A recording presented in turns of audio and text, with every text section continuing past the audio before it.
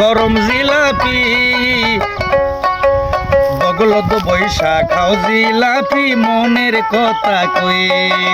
বগলত বৈশা খাও জিলাপি মনের কথা কয়ে